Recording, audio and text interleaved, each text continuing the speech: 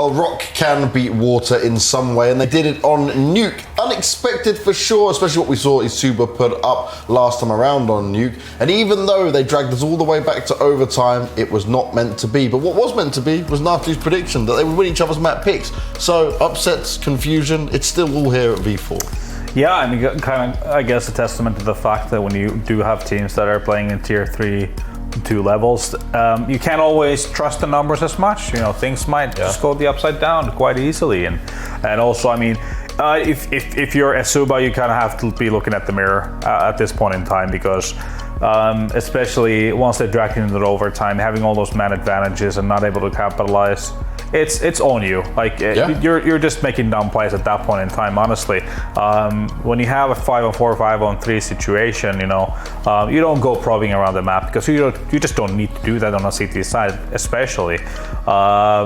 So yeah, I mean, unfortunate events for the Czech side. Yeah, a lot of miscommunication and just general confusion coming out on the CT side, right? Especially on that ramp area, I think we saw several rounds where not only did they take map control very easily on the terrorist side, but also like there was no information about where they are, right? They could have gone to heaven, they could have gone down ramp to the B side. There was this one round where, you know, Twist saw them coming, he threw out the Molotov, dug down ramp, and then Bloggers just didn't have the information that someone already crossed, killed him, and then the round fell apart from then. So I guess the team communication and just the teamwork in general wasn't really there. You know, I think this is a testament to how impactful Bloggers' performance was yesterday when he dropped 35 frags, because 45, wasn't it? 45, yeah.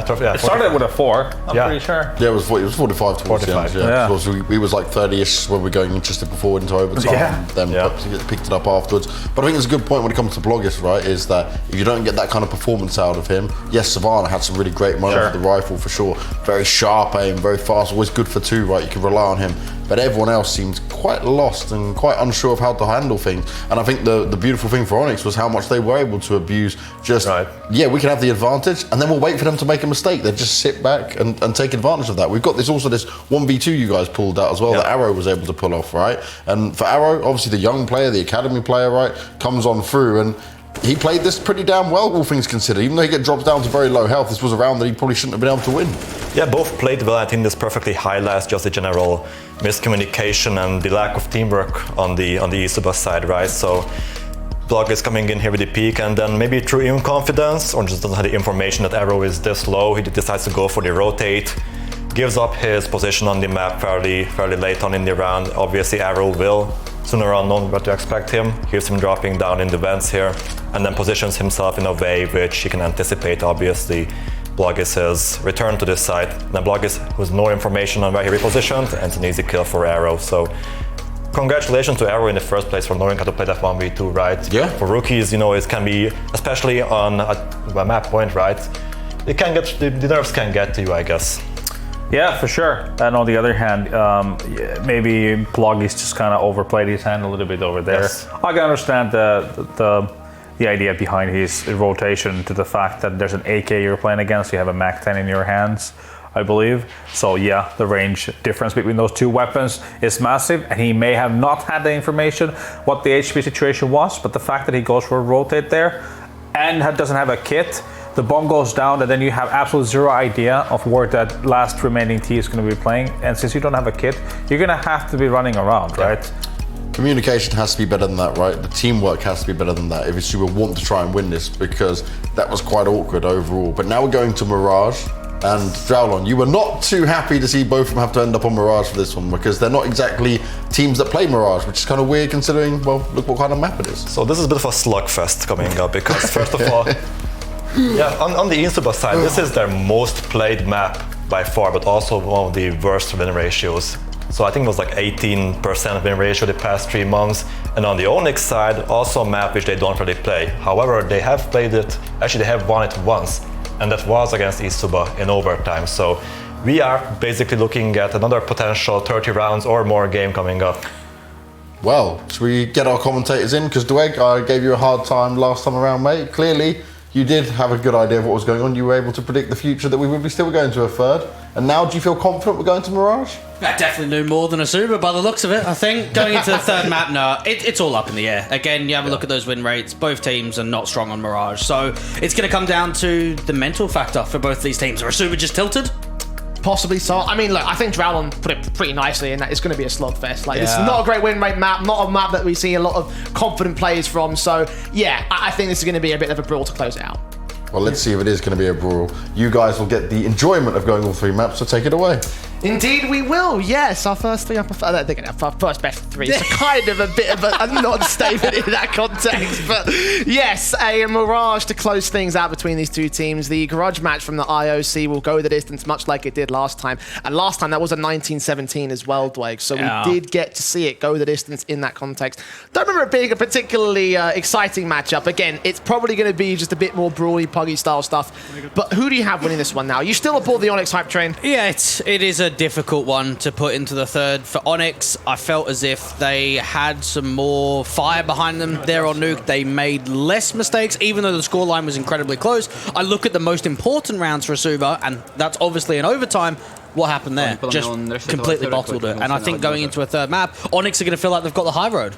Yeah, absolutely. And ONYX as well, like just considering how smashed they were in that first map, you've got to imagine that they must be feeling pumped, the bounce back, obviously, the potential in terms of where they could springboard their way back into a decent third map in this series, knowing that they've taken away ESUBA's own map pick, which they pretty easily could have won it overtime as well. Like, they were the ones that bottled it, not ONYX playing amazing. They were the ones that made the mistakes that enabled ONYX to take that map pick. So right now, everything is working the way of ONYX's side, and I wonder if it's going to be more of a case of confidence on that side, or ESUBA being a bit tilted. Yeah, you have a look from ONYX's perspective. I don't think we really did in overtime. We were more so looking at the mistakes from ESUBA. ONYX had a death in the beginning of each round in overtime, but still managed to pull it through. And even coming into Mirage, the stats aren't fantastic at all. I think Savannah's a decent Mirage player. Bloggers with the AWP really needs to pull through. Dimkey, this is almost his home turf of Mirage, even though they don't win a lot of it. He's normally their best player, so I'm keen to see what Dimkey can do. 100%. Like, Dimkey's always the guy that we kind of watch out for, and when we got to see him over the course of this series, like, he has been one of the standout guys for the ONYX camp. He's not dropping the kind of numbers that some of the other players like Bloggers were able to do during the course of yesterday,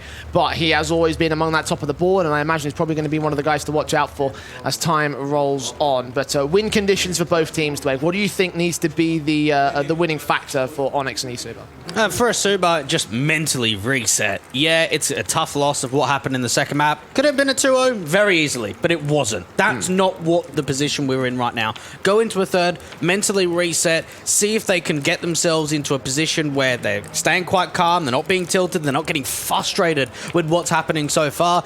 And for the ONYX side, just try and see if they can get more out of some of their players. I know Arrow seems to be really enjoying the environment, because every time the camera's on him, he's smiling, he's raising his eyebrows, he's enjoying this, and he showed it in Nuke. Well, that's a good point to sort of talk about there. The fact that Arrow is looking so, he's looking like such a great element for his side right now. He's going to be a bit of a difference maker. So I'm excited to see where they go in terms of his particular performance in the context of this matchup.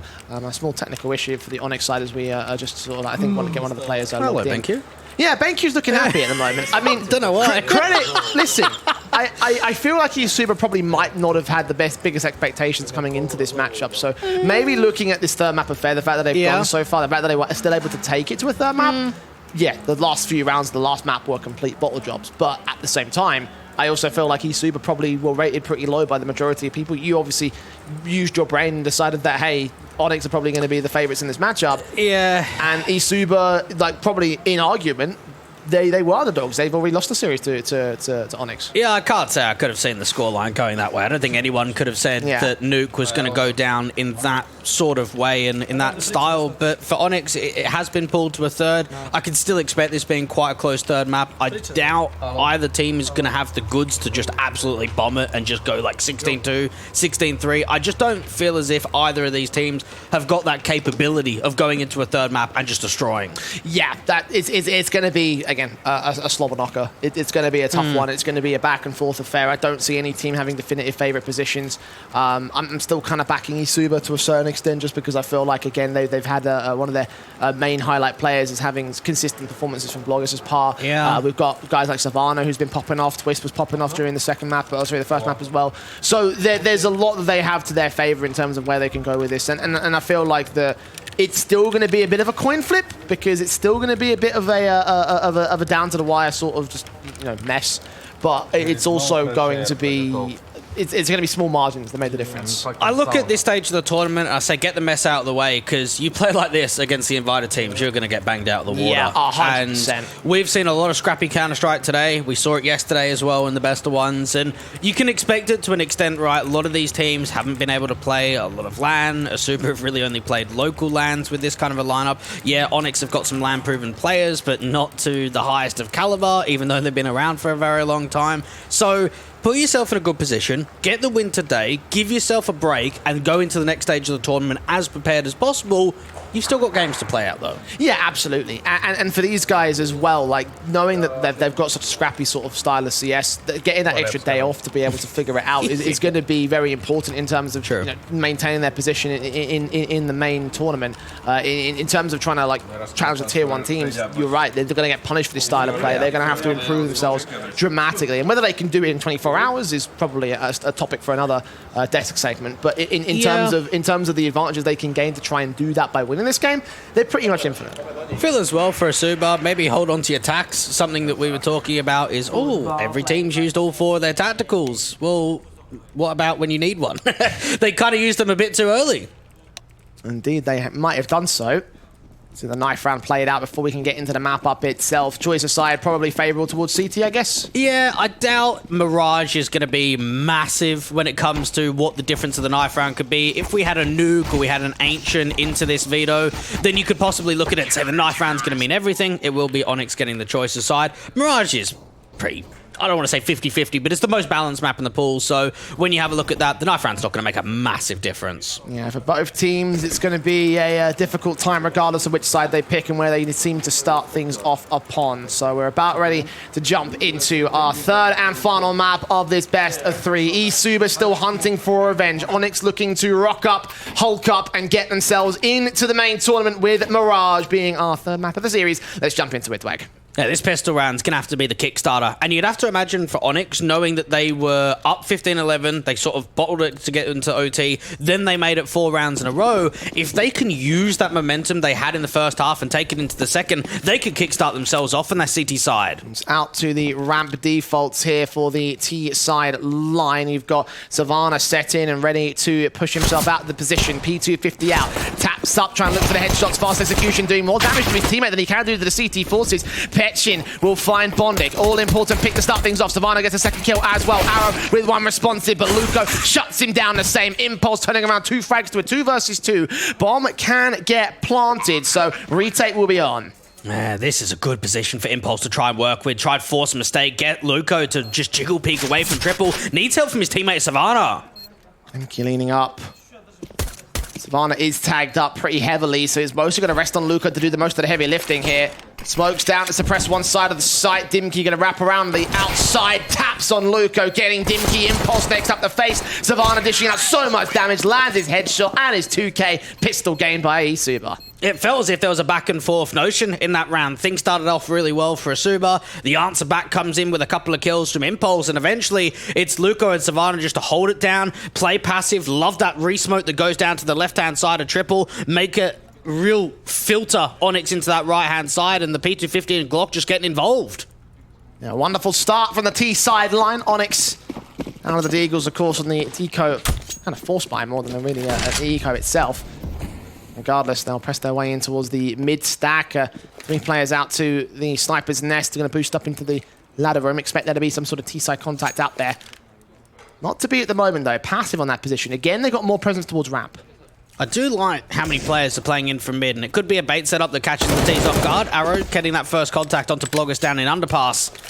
ESUBA have got the opportunity of just starting to make their way of presence in mid and eventually split up to the A side. Bloggers going to start retaking in with Petchin back in towards that T-spawn area. And for the A side defense, it is going to lie down onto Bondic and Arrow. They form themselves up, get ready for the push, get ready for the exit. Counter smokes on towards the stairs and from the ramp position. So here comes the push. Luco, AK out. Nothing over. Seeing them on the sandwich, seeing nothing in dark, seeing nothing at CT. Pretty passive defensive here from ONYX. Seemed like a retake setup really, so should just see the plant come down. Spam through the smokes, re-smokes on the T side though, so not much can be gained. You don't really want to be in a 5-on-5 retake when you don't have a kit and a lot of nades. They have unfortunately had so many players in from mid that the AXE does put them on the back foot, and they're just going to back off and save. They realised to themselves, again, we don't want to be in retake, but unfortunately we got forced into that position. Yeah, they didn't have many options to force forward, because had they pushed out those 2 players that were there to connect to jungle, then they probably would have gone down. It probably would have been round right there. It's better to hold on to 5 Deagles for no investment in the next round and then get yourself at least a bit of firepower to work with. And then go from there, obviously. Second to the board of ESUBA, establishing themselves, no investment, but it could still be a steal here for ONYX, so it could be a very valuable 3rd round. It could be. You could almost imagine that we just took the 2nd round out of play and we just completely skipped from the pistol round to the 3rd, that we're going to have a quote-unquote force buy. They're not going to invest anything into that 3rd round, but they're going to use exactly what they had in the last.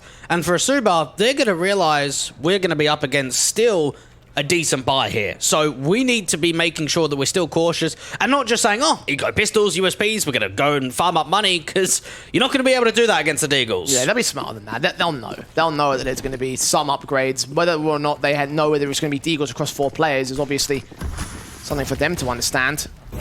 Smokes out towards the short entrance. Petchin trying to press forward at the mid control. Pretty much the same setup as the last round, wasn't it? With how many players they had in window and ladder. Slightly more adjustments from Bloggers' part. Going to get towards underpass with Galil in hand, seeing nothing as of yet. No aggression coming in from the CT forces. At least towards the mid control. There might be a push up towards Dark from Bonding, but the focus is again in mid. The majority of players are here. It's like I'm watching the same round. Bloggers had that first contact onto Arrow that was playing out in the window position. Does get forced away. Some slight HP numbers being fell. Ooh, this tag in. Impulse would love a kill from here. Damage will be dished out to the T side more than the CT forces, so Impulse relatively happy with his engagements, but now he's getting tagged up, so now he's got no reason to be happy at all. 25 HP versus Bloggers at 58. Luco not going to get credit with the first cut, especially Savannah, and leans in on Dab, takes him out of the vault, and Bonnet will fall to Petchin, so now A side's open, despite that they're pressing up on short. Impulse here with his Deagle, but it's missed 2 kills for Savannah. Actually only gets the 1 kill. Dimkey responds. 5-7, dropping that bomb as well. Luco's low. Petchin's going to be the man to find the responsive. Dimkey coming up decent. Arrow missing his own bullets. Blogger's going to overwhelm him. A bit of a whiff there from the hand cannon. Ultimately, Dimkey can also fall to the hands of Luco. So damage was done to the teams, but they still find 3-0. Yeah, we could have had that opportunity of going to Ancient, the last ban in the veto. 67% win rate for ONYX, 75% for ESUBA. And they've decided to go to Mirage of 18% win rate and 20% win rate. Yeah. Just to let you know where this one could have gone. It could have been a very exciting map. I guess in terms of like logical thinking, you don't want to allow your opponents to get on a strong map, even if it is strong for you. Yeah. Especially in this match where it could be a bit of a coin toss. Like, it really could go either way. Smokes on the min position. Again, defaults inbound from Bloggers and rifles out for everybody for CT forces again. Arrow can get that first frag for it. Bloggers is punished. Yeah, Bonding playing out from this triple position, just waiting for a distraction to be pulled from some of his teammates. The bomb being dropped out into the open. Back and forth trades coming through. They didn't even know the Bonding's here. The bomb surely going to go down. That HG. Easy dunk in. Well played on that A site hold. Only 1 player falling of Impulse. That looks simple for ONYX. Indeed it did. First to their board, ESUBA just shut down, essentially. Backhanded out of the round. It's going to sting for the next 2 or 3. The gun's coming out as well for them. They can try and clap back against the ONYX camp. Of course, the money built up so effectively for the T's in the early game. CT's establishing their presence here on this half and in this matchup. Out towards the apartments default for the majority of ESUBA players. It's going to be a rush play. It might be a fast execute. AWP Bloggers looking for that first pick. Dav's got so many nades to slow this whole execution down. That HE, the incendiary, even the smoke could come in, and Dimkey's there to support. There's the incendiary that comes out, but the smoke's towards the arches, and Dimkey tries to engage. That nade goes out towards that, but evades the tagged up player, and Petchin Bloggers will be down to 41 points of health. M4 engaging from Arrow, but Bloggers there with the AWP straight to his head. A 5-on-3 now. CDs are still pouring in. They are tagged up relatively heavily here on the T-side line, and Dav can find a wallbang on Bloggers for it. The bomb has dropped and getting planted here in the interim. So retake on, and as the kills continue to pour in for the T side, you've got Bondic and Impulse have to consider their options, and their best option is to save.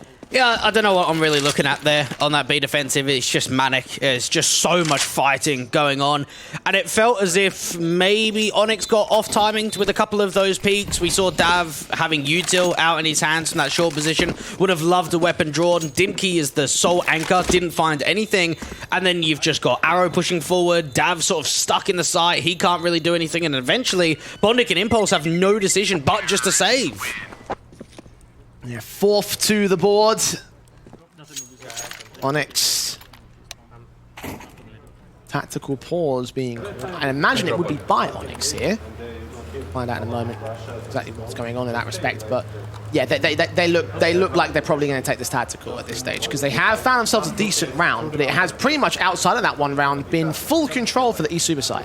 I don't really know why Bondik's got such a huge mouse pad. If you actually look at the way that his mouse is positioned, Jay, it's literally in the top left corner, and he uses such little of it. So why is it so big? I may never know. Maybe he's got low sense and he just slides across the top. Mate, if you watch Bondik, you know that he does not use much of that mouse mat. Well, unfortunately, I don't watch Bondik, at least in person. So, well, there he is. Big man up on the stream.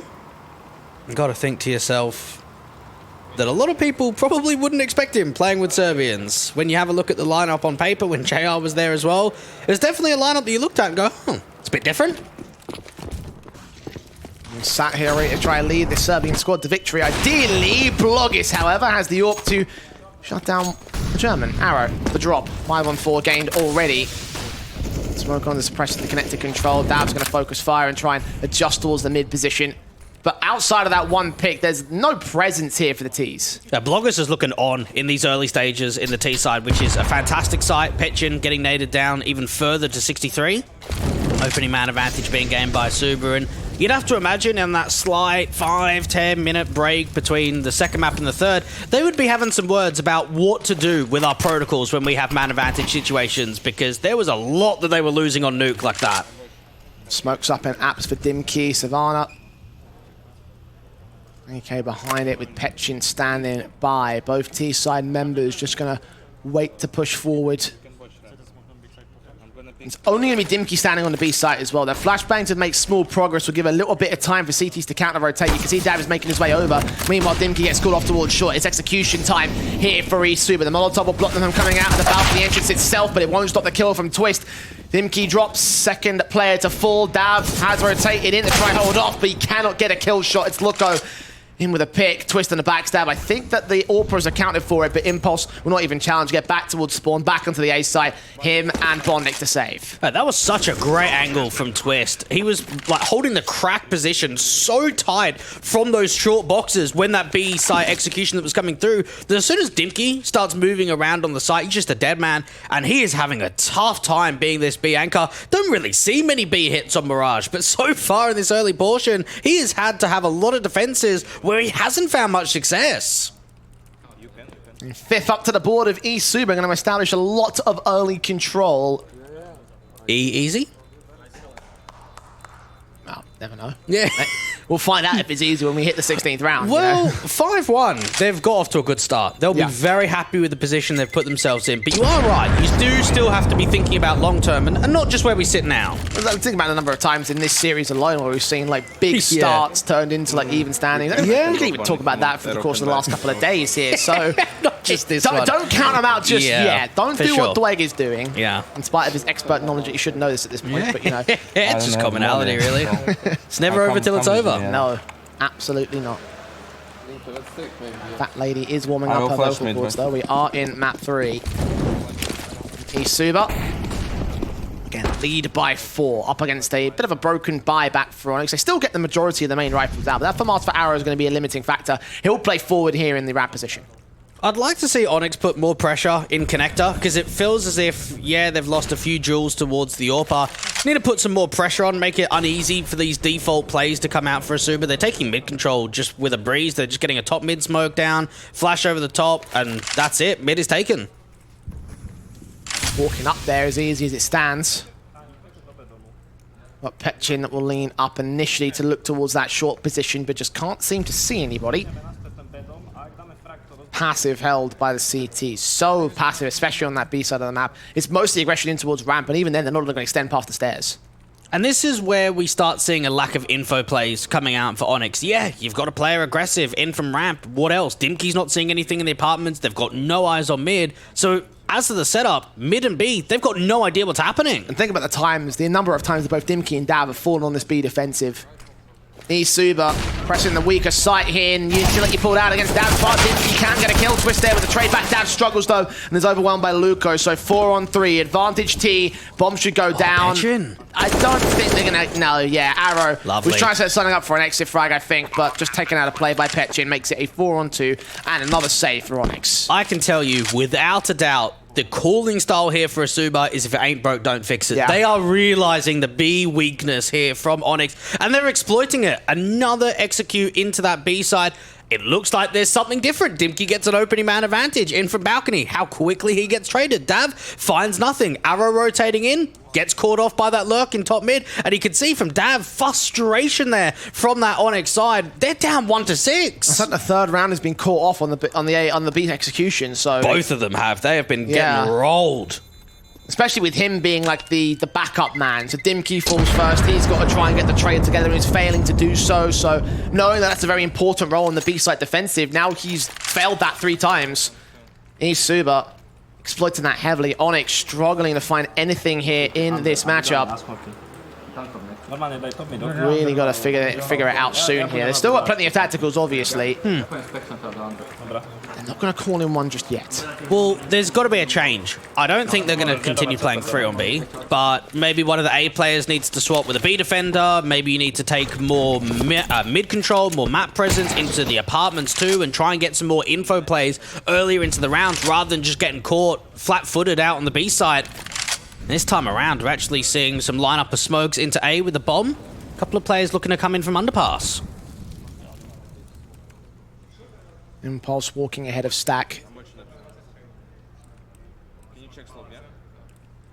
Arrow watching underpass. Again, slow and quiet for ESUBA, giving up no info.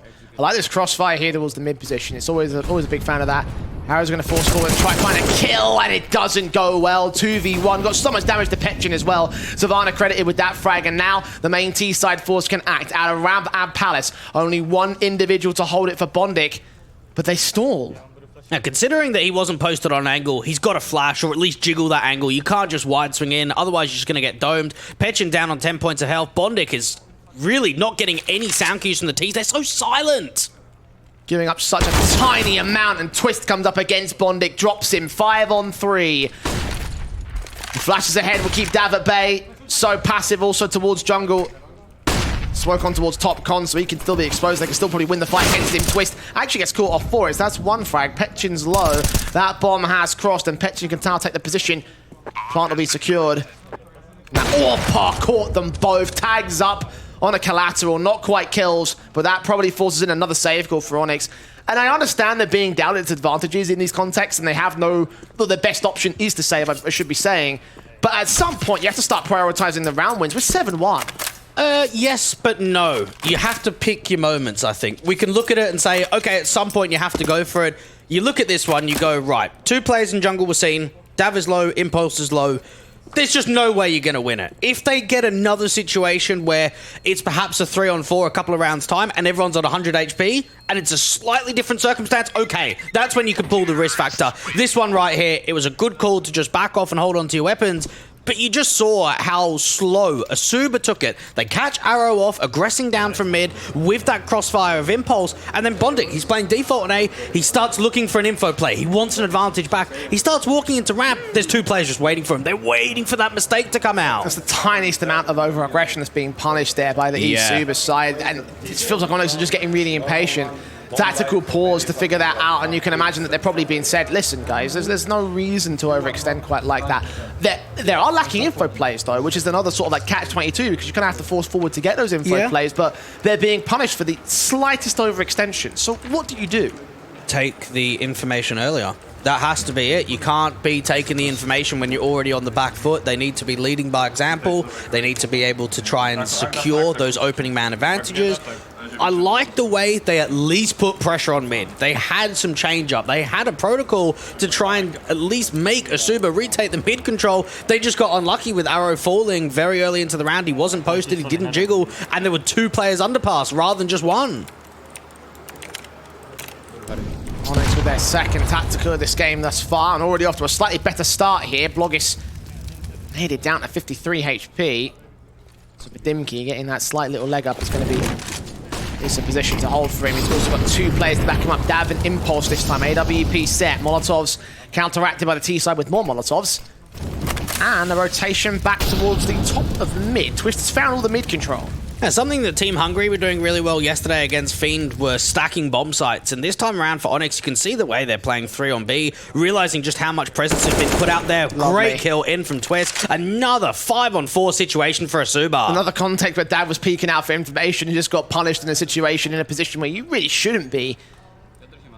Gonna try and regain the mid control for the CT side, but with him falling, it's a 2-2 split on the defensives. Back passive over towards A. 1 player at jungle, Cubby, 1 player at CT stairs. Still got Petchin trying to make some noise and try to draw them over to that side of the map. Meanwhile, the AWP is set up to try and find the entry, get into the A site.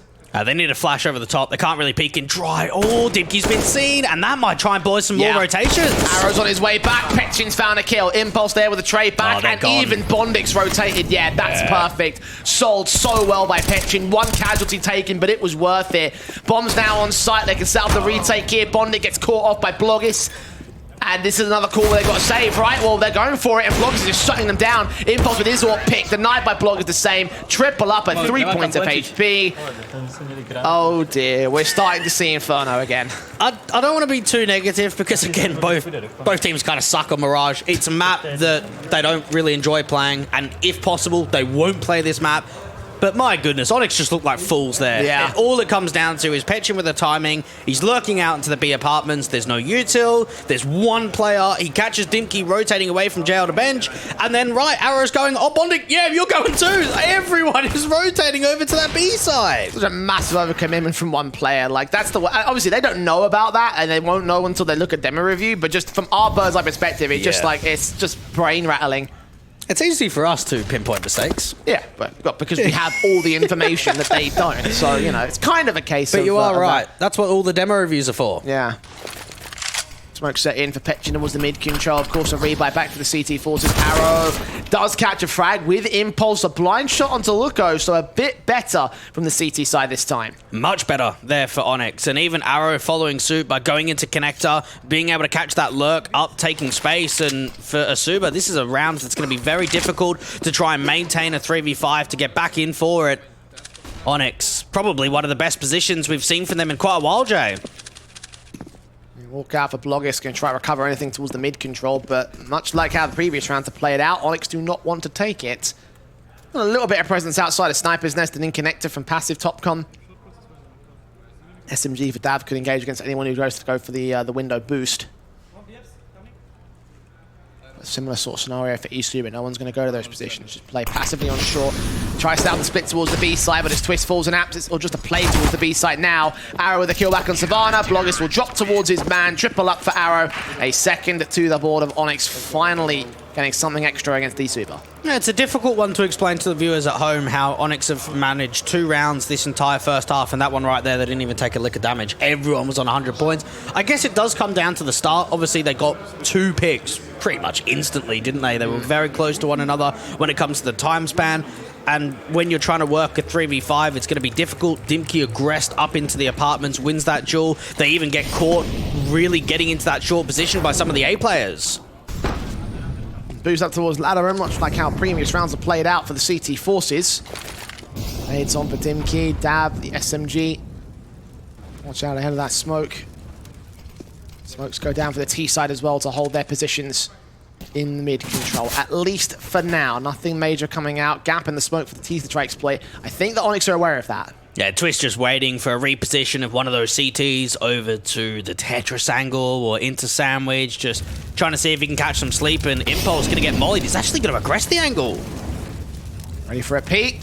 Blind face from Petchin, gives up his life. Impulse find the opening pick, and Luko We can trade it back. Smoke head and connector. Bondit catches Swiss completely blind. Great timing from Arrow. And now Impulse turns around the USP against Luco. So 4 versus 2. Arrow's held back behind Danger. Naded out. Flash back in from his teammate to also take a peek back. Savannah tanking nades out of Tetris. And the AWP peek does not quite find the frag. Dav and Arrow can peek ahead of the game. Find their 2 frags. Get their 3rd to the board of ONYX. Yeah, Arrow's doing well. Leading by the top fragger in there with Impulse with 7 frags. It just feels as if finally ONYX are starting to find some form, and it's definitely not out of the picture that they start coming back into this. It's only a deficit of 5 rounds. Technical pause for the ESUBA boys. Get the Rubik's Cubes out. What's the reference there? Rubik's Cube. Yeah, Crystal, when he was playing on No Chance, had one of those technical pauses and just started doing the Rubik's Cube. Was Crystal ever part of ESUBA? No, but it just happens in technicals. Okay. Yeah, players, brings things to do when they've got a technical Bit of a pause. random reference to pull out, honestly, but... You've got to keep yourself entertained for a good minute or so, I guess. Hopefully it's a minute. Well, you get some, like the fidget spinners. I know that some of the players like them. I think they've gone out of phase. Yeah, they've gone out of fashion. Those they things were are dead now. hyped for a while. I remember. That was quite fun, actually. I used to have one of those. How many years ago was that? A few years back? That was like 2017. I remember specifically because I was at a UK LAN. I remember which LAN it was, which I got my first fidget spinner. So 2016, 2017, roughly that time. That's a lot longer than I thought it was. Yeah. God, I feel old now. Jesus. All right, I think headsets are back on. I think we're about to jump back into the game here. ESUBA still lead. But what is the buyback? I think there's a little bit of cash available for the T-side boys. Plenty. Yeah, there should be a reinvestment here. Yeah, just because they farmed up so much money. When you think that they were 8-1, yeah, it's a couple of rounds in a row that have come through from the ONYX side without a bomb plant. Yeah, a lot of money though. So that would be all right for a while forward. You got to think as well, Luco probably getting some thoughts in, having a look at the notes. Transition to a tactical pause. Now's the time to break out that notebook. Yeah. Figure things out. I wonder if it's color coded. Like Drowlon's notes. Yeah, I quite like them. You should at Drowlon on Twitter and ask him to show you his notes, mate. Like they are some pretty little cue cards. You can't give away the secrets. All right, well, ask him to blur the text at least. But they are Just some the colours. they are some pretty cue cards. So you want to see what's on the other side of those. Right. Round 12. 5 rounds of difference. ESUBA. Guns out. AKs in for 3 individuals. M4 for Dav. AWP for Impulse. And aggression in from Arrow. Will look down towards that top of mid position. See nothing because they are back behind the elbow position. Will flash and smoke their way out to get a bit more map control. Smart take here for ESUBA. I actually like what ONYX are doing here. They're just prodding. They're just pressing. They're getting some util, a couple of jiggle peaks, trying to see what's going on with mid. Just make it less comfortable for ESUBA in these defaults. And you've got 3 in mid. You've got Dav in window. You've got the AWP from Impulse playing just outside of this ladder position. He might be the one to be able to create an opportunity for an opening frag. Seen Petchy. That is one of the hardest shots to hit with an AK, especially AWP drops out of server. And they have full mid control now. Yeah, definitely made that kind of split into this A side. Bondit going to put an incendiary down. They know he's under Balk. And Bomb rotating up here on the back of Luco. Smoke on. Bloggis will turn on Dav. 5 on 3. Orp to fight. Pitch and to get another kill. Dimkey with a responsive arrow trying to see if he can get 2 back on the turn, but no. Savannah takes him out in the trade, and now Dimkey spotted by Savannah all the same. Double up, easy pickings. And you mentioned how it made it look easy there for the T-side mid-take. It really has looked relatively easy whenever ESUBA have gotten these rounds. Well, I would like to look back, I will at some point, of the percentage of conversions of 5v4s for both these teams. I know that we've seen a few rounds here or there, and we have criticised ESUBA for opening picks but not converting. Overall, though, when I look at map 1, I look at map 2, and I look at map 3, opening man advantages have turned into a massive amount of conversion rounds. Not counting OT. What's that? Not counting OT. Not counting OT, but that's 4 rounds over the course of 3 maps. Definitely not those OT ones. ESUBA definitely want to forget those rounds if at all possible. 6 to the lead at the moment, so they are well in the future, well ahead of those particular rounds. Impulse, however, trying to bring back some Vietnam flashbacks. Twist to fall. M4 of Arrow will watch out ahead of the smoke. There's a bit of a gap there to the left-hand side. I think the T's are aware of it. They're not going to peek. This is absolutely necessary. It will clear anyway, so Savannah's now just got an open line in. to win out this fight. Just smoke down instead, try press towards the B split again. They've got Luca making his way out of the apartments. Meanwhile, they've got Dimki and Dav. Dav's already fallen, Dimki's checked. He does find Luco, so that's a pick. Backup has also arrived. The AWP up close against him though. Needs backup from Savannah. Dimki makes it a double and a triple. Impulse with the AWP in the meantime. Finds another round for ONYX. Beautifully played there from Dimki, just not panicking in the situation. I guess it's a difficult angle to kind of check, especially if you're an AWP. If you're an AK, you can jiggle, you can try and give yourself a way in. Bloggers has a difficult time trying to see if he can get that pick back. And to know too, the Bloggers is trying to bait to allow Savannah to walk underneath to create that angle. Dimki just deals with all of them. Well held this time, and considering the struggles that him and Dav have had on that B side, it's a nice little breath of fresh air for the ONYX side. ESUBA looking to play faster than defaults in the orb of Impulse. Connects one, not quite two. Savannah quick and responsive, and he has played a fantastic series so far. Yeah, without a doubt. That 1-for-1 coming through in from mid. It doesn't feel as if we're going to get any more pace than that. That was actually quite fast from ESUBA getting into that underpass control. Now they can just work with that 4v4. Knowing that they only allowed Impulse to get one, that AWP is not going to get recovered from that position. So they can keep an eye on for Petchin in from mid, and in case there is a rotation late on, he can keep his eyes on that orb. Think ESUBA want to try and get the AWP back for one of the T-side players here? I mean, Luca's on a Mac 10, so it might be worth the upgrade, right? Probably not. Just play out what you've got, and if you can get it in the late round, you'll be able to afford it next round anyway. Bloggers has got heaps of money behind him in the bank, so just focus on what you've got in front of you now. 60 seconds. Luca will turn his attention towards ramp control. Mac 10 to lead the charge. Flash in from the CT side. Blind both those players off. We'll halt them for the time being. It's only Bondic back here at CT. The other three CT players are all the way in the B site. Triangular def locked out over on that side of the map. Nothing over towards A. Yeah, great flash. Going to force Bondic even further away. So passive. Spam's coming through. Getting close to denying the bomb. That was pretty much the chance right there. Twist took only 25 points of HP damage, so not even that close from Dav. Mac 10 and Luca are going to come off one of the entries here at jungle. Arrow. Flash at the ready, got his teammate to get him into the back lines of the site towards Firebox in particular. Flash forward for Twist, sees them coming, spots out a several on the cross, spray through, does not come up good. Arrow with a frag back instead, then tags so heavily Savannah in a ramp, peeks ahead, and there's also a backstab coming in from Luca. Mac 10 being quiet, Diffuse being stuck, he can deny it, he can get two frags for it, only the one kill. Savannah comes in with a double of his own, a triple, a quadra in fact to close it out, and 10 to the board of ESUBA. Yeah, definitely not unlucky Maluka. That was a great play to be able to get there back in from CT spawn, and it looks as if for ONYX, they probably feel as if they're playing that quite well. They're getting a lot of trades off. They're keeping it very tight. They've got plenty of defenders to line up in front of the defuse for ramp, not for CT. Yeah, that's the problem, isn't it? And that ramp position being so open, allowing Savannah to get his quadra. Wonderfully done by ESUBA. This T side has been played nearly to perfection. Yeah, I'd say that. 10-4 certainly looks like a pretty decent scoreline. And the question is, do ONYX have a T side basis that could find something in this map up? Definitely will be down in the dumps off the back of this half, regardless of whether it's 11-4 or 10-5. Or just watching position. Howden ready for a jump face or a crack angle that he almost caught Dimki for. Shot missed. Ooh, might get another go. Dimki better not reface that. No point jump peeking. Dav hoping to see if he can answer onto Luku down there at that underpass position. Just over the top of that bottom connector smoke. Works out well. Not great vision for the T-side player, and he was mostly focused on the mid position instead. His eyes turned away, pick found, start out in this round for the CTs, far better at the moment.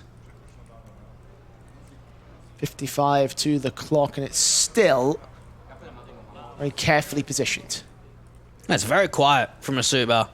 I like the way that they've got a mid lurk. That could actually be quite important into the late round. And even for Arrow out in CT, he's got to pull the distraction away from Bondic and Sandwich.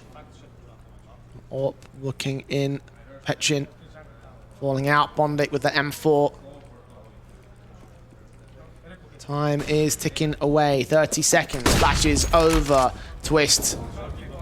Get ahead of the curve again. Bondic in at Sandwich. Petchin's been tagged up, so again, that HP and man advantage favouring the CT forces. They don't check Sandwich. Kills start pouring into Bondic and Impulse. Bloggers and Savannah with a couple of trades back. Bloggers is all alone. 13 seconds. Grabbing that bomb and try to get it planted. They know exactly where he is. It's just a case of time on the peak. Oh, I thought Arrow landed that tap, but no, Impulse stole it away. And a consolation prize for ONYX to get 5 up at the turn of the half, but 10-5 overall to the favor of ESUBA. Again, that T side was wonderful. Yeah, I mean, it's a recovery. Honestly, for ONYX, you think to yourself you were down 1-8 at one point. To get 5 rounds, you would be relatively happy at it, probably at about round 9 onwards, and think to yourself, it's a recovery. When you look at it as a standpoint overall, it's probably not enough rounds.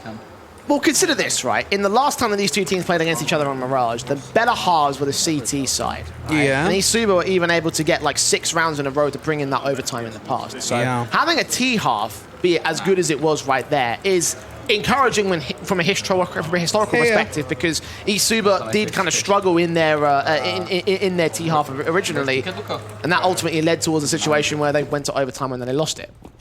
Yeah, got to remember too, we had a 10-5 in that last map of Nuke, and we went all the way to OT. That was also true. That's history that's even closer to then. I'll talk about ancient history on this side of the desk, so... Pistol round, ESUBA on the CT half, USP set with the Glocks out, Dimkey already forcing his way into Connector. Behind the smoke, making a lot of noise with his teammate of Impulse. They all try and force their way around against one of the CT individuals. Meanwhile, it's Arrow with a challenge out towards short, draws first blood in the half. Petchin to drop, twist out in the back lanes on the B side. He can't hold on, tag to 18, and hiding behind Bruce. He has seen Bondic at the very least. Peeks back towards short. There's 1 for 1, 2 for 1, and a 3-on-3 situation.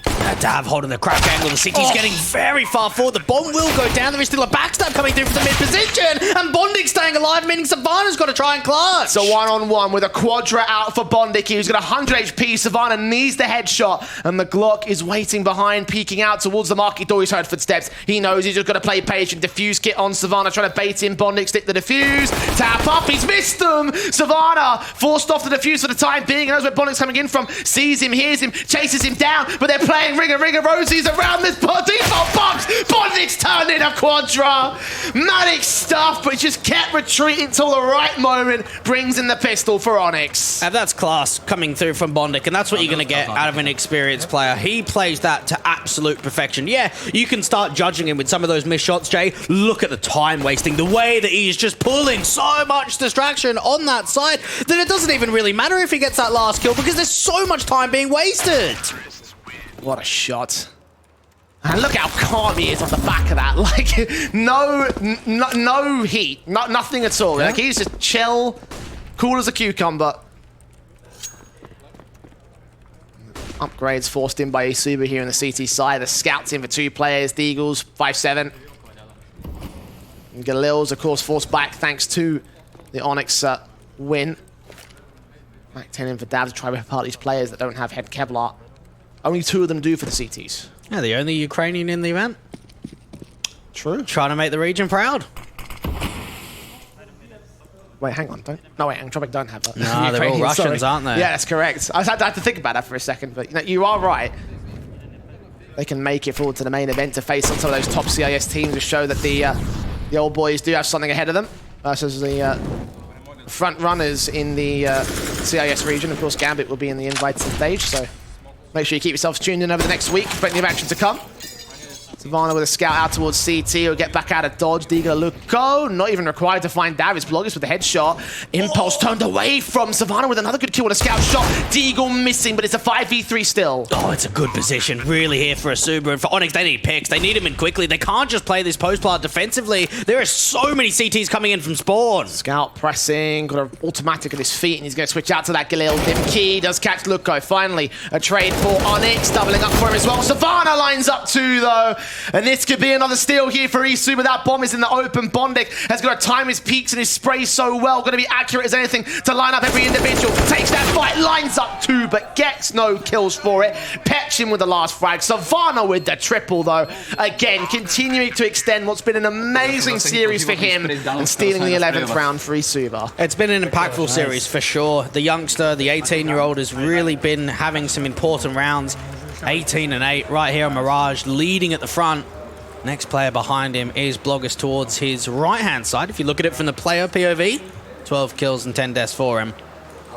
ONYX would have felt as if that pistol clutch from Bondic kind of worthless, right? Yeah. Massive clutch, you go into the next round, you lose it. They don't buy here. So I guess because they got the bomb plant, they're not double eco status, they say, well, we'll just get the rifles up into the next instead. Like the bomb plant would be nice for them at this stage, and like you mentioned, there shouldn't be much in terms of this round on theory. Well, there's no way they win this. Or even get a bomb plant, really. Well, maybe, possibly. No. If they sneak their way forward. No. No? There's 3 on B. Not a fair, And there's no util. that And is there's a fair P250. point. That is a fair point. those are fair points. You're right. Do you want any more? No. Please don't make me look like an idiot, please. Thank you. You wait, they're with this round now. 11 seconds to the minute. You've got one man watching out the mid control for Petchin. He's expecting there to be some sort of mid take from top mid. He's not aware of the underpass. Blake. Oh, Jesus Christ. What a shot. Damn.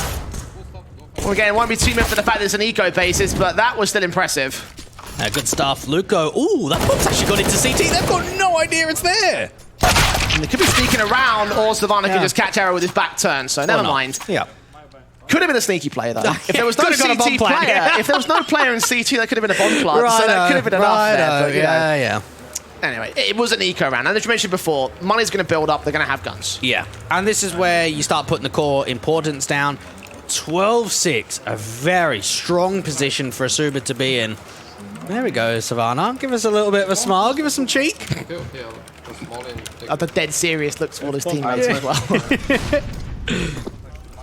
He's got a reason to smile, so credit to him. Flash forward, Dav, baiting in the scout shot. Now knows that he's there in connector. Bit of a bonus round, honestly, for the CT forces. They haven't upgraded their pistol, their rifles, I should say. Savannah can get a frag for it, regardless. That's scout to the head of Dimkey. Bloggis now turning up in a way he was over on day one. Luco bursting fire here with the Galil in hand. He's seen where Dav is. A smoking from his teammates. Bornik can isolate, twist back a sniper's nest. 3 on 3. A lot of map control coming through, and now that connector player is just going to get sandwiched in. Luco's going to struggle, and Arrow, what a dome that is, out to CT spawn. Luco looking for a pick, and Arrow even follows up. Petchin in a 1-on-3. Has spotted one player. It's going to take him down. That bomb's on the site and will get planted. And on his way back into the sniper's nest. That's information that will get gained as well by Dav. He knows where he's going to. Back out towards CT, however. That might be a bit of a curveball, actually. He might as well go for it. He's got a lot of money. They're going to have the round into the next. They took this as a bonus. 1v2. He's got an incendiary. The problem is he's got no smoke for the bomb. If he had that, he could stick the ninja. It's an open plant. Time is running short. He's going to sacrifice this AK for the sake of this retake. The flashbang coming in, actually, he's going to go back for the save. Probably is the smarter call. Again, 1-on-2, 41 HP, and an AK for the CT side. Like, I don't hate this too much. No, not at all. It allows Bloggers to get that AWP into the next round. He had a scout into the last. Arrow making some important impact frags. Because for Dimkey, that would have been quite annoying. You have a walkout from Palace, you catch them off guard, and then you just get one kill on a trade, and you get domed by a scout. Not the easiest affairs at all. Arrow, though, couple of kills. That was the round difference. 5 rounds to the difference. And again, a bonus being played out there by ESUBA. So I think there's a lot to really give to the CT forces because they did make it an expensive round. They can fall back into the main staple weapons of the CT forces once again. The AK save, the M4's out, the AWP for Bloggis. Playing aggressive in the apartments as well. Could engage against Dav and drop that bomb early. Luco just playing in the bottom composition. Has been an area of contention over the course of this map. Bloggers with the AWP, you'd have to imagine, has got to get jiggled and not just wide swung if they want to take this apartment's control. AK looking out and over, just trying to spot anyone down at underpass. Dimkey. Waiting. Dav. Slowly walking up. Another one of those quiet rounds, this time from ONYX's T side.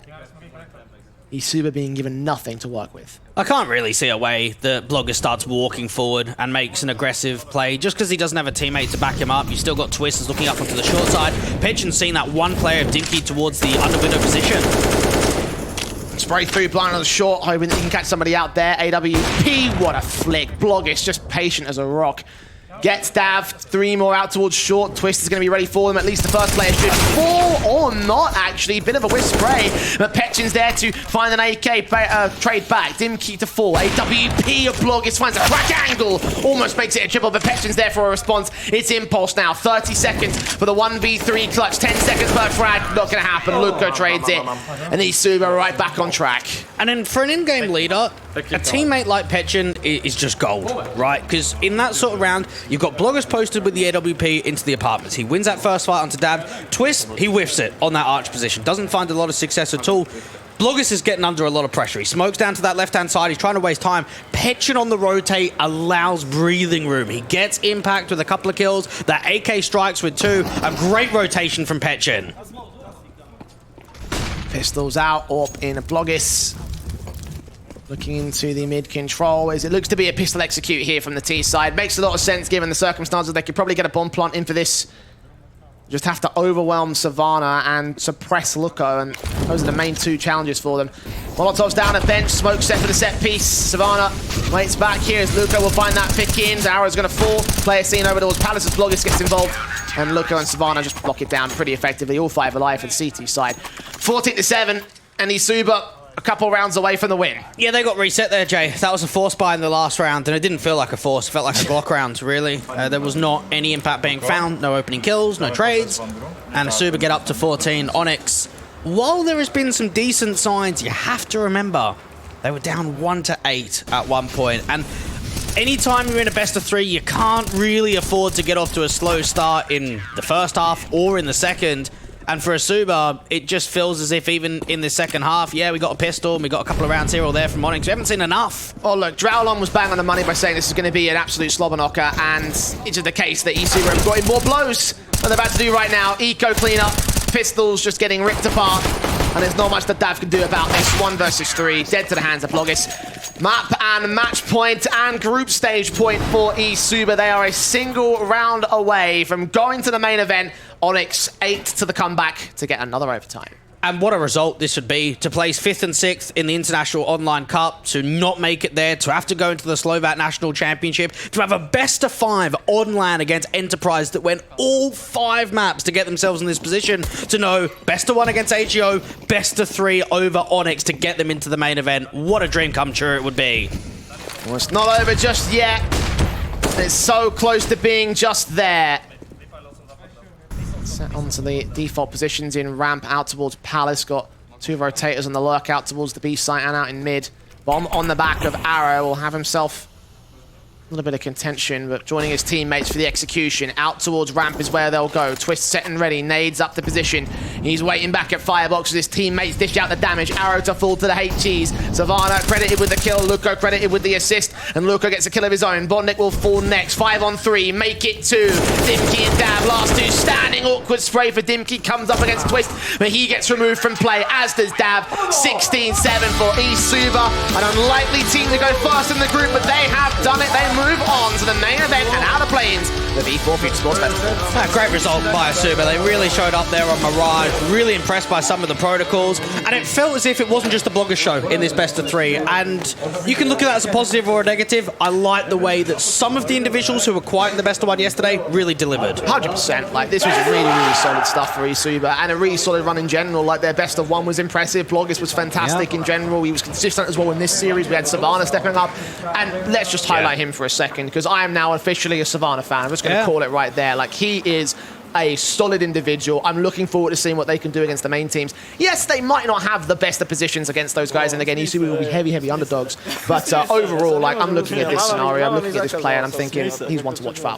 Well, he dropped 16 kills in that BO1 yesterday, which was the 2nd lowest on the team, and he's turned it around completely, Jay. Coming into this best of 3, he was solid, great on the multi-frags.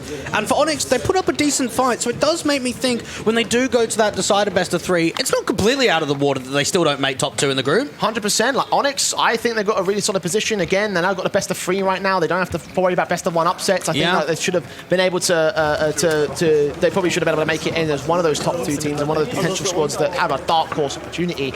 I think the concerning factor is the other team that they're going to have to face against, which is probably going to be, I think, the big concern for them. We'll have to see how they do tomorrow. But again, big win for ESUBA. They're the big highlight team today. Yeah, and for them, you have to think it's got to be a great feeling knowing that a Czech team's made it into the top 2 in the group. ESUBA, it felt like it was still a struggle in both the best of 1 and the best of 3. They'll probably have a difficult time in some of the later stages of the tournament. For now, though, time for celebration. They're there. Yep, they got the win, and that's the bottom line. It's back to Banks and the boys to break down our 3-map series. Thank you very much, Jay and Dweg. And well, ESUBA they bounced back. They may have not been comfortable on their map pick after all. When we looked at Nuke, and we had quite high hopes for them on Nuke. The 2-0 could have been on the cards, but I'm happy that Mirage went the way it went for them, right? You know, if it was like what we spoke about, this really big back and forth game where no one really knew what was going on, this was at least decisive. This is where they can have some confidence with it. But still, it's just impressive to even think that ESUBA is the first team making it to the main event. Yeah, for sure. And then off of a nice 8-1 lead, I believe it was on that T side to begin with. A lot of B hits just going nicely in their way. They're winning all the clutches, and their situational play was actually quite spot on. Like, they were doing a really solid job in the afterplan situations, playing off each other, training effectively, and making it super hard for ONYX to really grasp anything. So good to see. ESUBA showing us, why this is their most played map. Very well choreographed T side, very well done in recognizing that B side weakness in the CT defense early on. Abusing that side and then throwing in like the occasional A hit, or making the B hits more versatile as well. Sometimes going through mid, abusing the B weakness, which granted them that strong T side, and then moving forward the CT. Very well played ecos, force rounds, a bit thrown by ONYX in some of those. Obviously, some of those rounds they should have won, but well done to ESUBA for pulling through. Yeah, I mean, the one round that comes in mind in that game where ESUBA just gamed ONYX was one where they had 3 players setting up smokes for A bomb site. You had 2 in the underground tunnel, just waiting for a reaction for the CTs, and lo and behold, Arrow goes for a peek, dies instantly, and then the A guys who were pushing A actually stalled and just waited for another reaction from the CTs. Bondi goes for a bit of a stall, he dies. So they manufactured, using 3 smokes, they manufactured a 5-on-3 advantage. That's why you want to use it. It's not that hard sometimes, is it? Make the mistakes. Kind of what they ended up having done to them on Nuke, right, when it came to that overall. But for ESUBA now, you get to sit back a little bit, right? Keep from working on your game. I think the key thing I saw from them today is that the preparation certainly did show off, So if they can look at this going forward, now they've got a bit more time on their hands, they can wait for these other games to go by. They continue to try and improve and get themselves ready for the tougher opponents. Yeah, by no means is it perfect for them, for sure. Definitely not. A lot of mistakes, especially on Nuke, they can look to themselves and consider, they were not on point in that map, especially like we said after Nuke. A lot of man advantages they lost. Earlier also in the best of 1, they lost man advantages with unnecessary peaks. So they need to be a little bit more reserved. They need to have a little bit more patience when they've already put themselves in an advantageous position. And I mean, they can definitely fight against the better teams. So Savannah having a good game, even if he continues like that. That's great to see. More and more names coming out of ESUBA that can actually deliver numbers too. Well, I'm glad you mentioned Savannah, right? Because Bloggis obviously stole the show on the first day, 45 kills in an overtime game, super stuff, rifle and all, bit of a mix of all of it. But it's Savannah, most consistent, the one you can rely on, and he's just razor sharp. Yeah, I think that's one of the positive takeaways for ESUBA here is that, as Dweck pointed out, during the cast, it's not just the Bloggis show. On the Inferno CT side, we saw some fantastic holds out of Twist, for example, on a Banana, and then we move on to Nuke and Mirage. That's where Savannah steps up. Very crazy rifle player, right? Those headshots coming in, multi-kills, smart positioning, and that is something that ESUBA will rely on a lot once they meet these bigger teams, right? It's not just Bloggis who has to carry them through. They need Twist performing, they need the Savannah performing, obviously patching also with some crucial impact frags. You need everyone performing. Now, one thing we've got to look at when it comes to ONYX though. Okay, they're not out of it yet, right? They're in this situation where they won the best of 1, they've lost the best of 3. Do they still have a chance to make it from what you've seen, or do you think they had that lucky best of 1 and now it's going to be too much for them? This was their golden ticket, I'm going to be honest with you. Okay. They're going to be playing against Sinners, right? And those guys, I'm sure, are mad about losing that best of 1. Yeah, exactly. Now it's the best of 3. You're not going to end up on all the comfortable situation, all the comfortable maps for you. And I don't think when you poke a bear like Sinners. I mean, they're no world-beating team, but in comparison to the likes of ONYX, I feel like this was the one opportunity they had to advance, and I think it's going to be very, very hard for ONYX to pull it through tomorrow. Yeah, Sinners already through the early scare, right? They had the best of an upset, and then now, they battled their way back, gained a bit of confidence back, and now they know in the best of 3 they are the most likely the team with the advantage. So that's also something against ONYX. Well, let's see how ONYX can do later on. We're going to go into a quick break, I believe, now, because when we come back, it'll be time to move on to our next best of 3, another decision on who will make it through. And again, it's these unlikely teams that are making their way onto it. It's going to be Enterprise going up against the team from Hungary. Now, Drowlon, you're not in for this series, so I'm going to quickly come back to you and ask you. You think it's going to happen? You think your boys are going to do it? They're going to represent the country well? It's in the cards, and I choose to believe so, yeah. Okay, let's see if they can get it done. We're going to a quick break. When we come back, we'll be moving on to our next best of 3 between Enterprise and Team Hungary.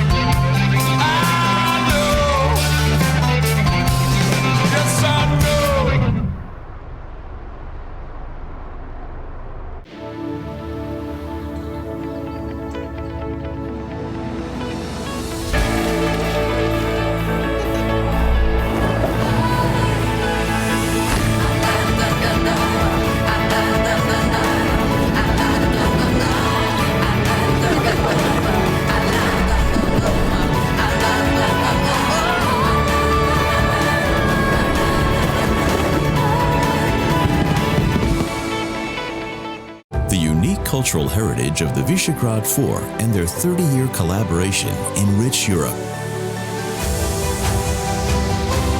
The past year and a half has produced unprecedented challenges, which we have faced by helping each other. Europe and the world are entering a new era, and the Visegrad countries are joining forces to shape the continent's future. Recharging Europe.